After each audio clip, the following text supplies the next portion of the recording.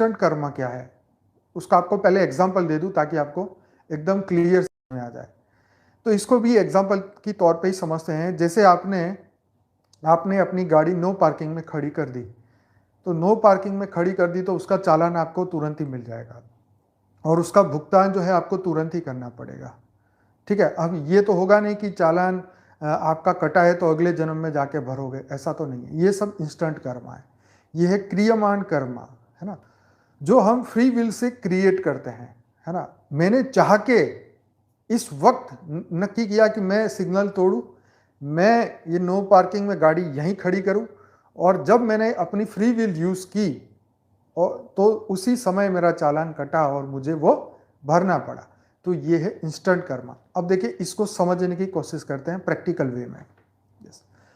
क्रियमान कर्म यह कर्म है जो हम वर्तमान में करते हैं, मतलब आज अभी फ्री विल से, अपनी बुद्धि से, राइट। किंतु इसकी स्वतंत्रता हमारे पिछले जन्म के कर्मों से प्रभावित अथवा उन पर निर्भर करती है। अब देखो, ये जो स्वतंत्रता है कि मैं यहाँ पे गाड़ी पार्क करूँ, वो आइडिया मेरे दिमाग में कहाँ है। तो वो ये कहना चाहते हैं कि ये भी फ्री विल जो आप कह रहे हो, लेकिन रियल में वो फ्री विल नहीं थी, वो पिछले कर्म की एक इमेज थी जिसके द्वारा आपको ये नियम तोड़ने का मन हुआ, आपने रेड सिग्नल तोड़ा और आपको चालान भरना पड़ा। ठीक, तो ये यहाँ बताने की कोशिश कर रहे हैं कि ये भी किंतु इसकी स्वतंत्रता हमारे पिछले जन्म के कर्मों के प्रभावित अथवा उन पर निर्भर करती है। अब मैं समझाता हूं इसके लिए क्या करना चाहिए। क्रियमान कर्म ईश्वर प्रदत्त वह संकल्प शक्ति है जो हमारे कई पूर्व जन्म के कर्मों के दुष्प्रभावों को समाप्त करने में सहायता करती है। उदाहरण के लिए वर्तमान जन्म में माना कि क्रोध अधिक आता है, ठीक है। यह क्रोध की प्रवृत्ति पिछले कई जन्मों के कर्मों के कारण बने संस्कारों से बनी है।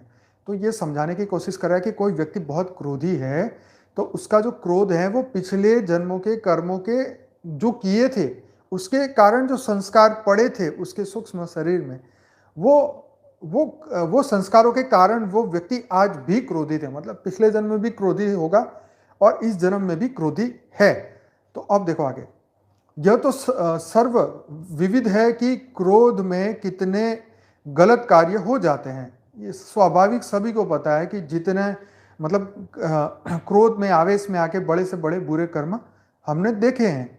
अगर कोई सत्संग कीर्तन आदि उपायों के द्वारा क्रोध को सजग रहकर नियंत्रण करे तो धीरे धीरे प्रयासों के द्वारा क्रोध पर संयम पाया जा सकता है, दुष्प्रभाव को नष्ट किया जा सकता है और भविष्य में कई बुरे कर्म और समस्याओं, रिश्तों में तनाव इत्यादि को दूर किया जा सकता है।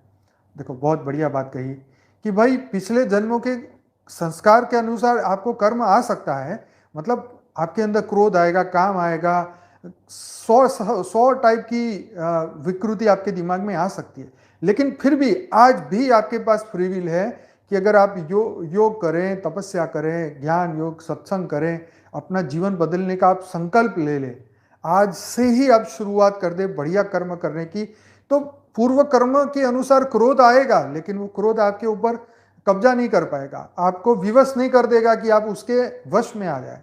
ठीक है, क्रोध आपसे उल्टे काम नहीं कराएगा।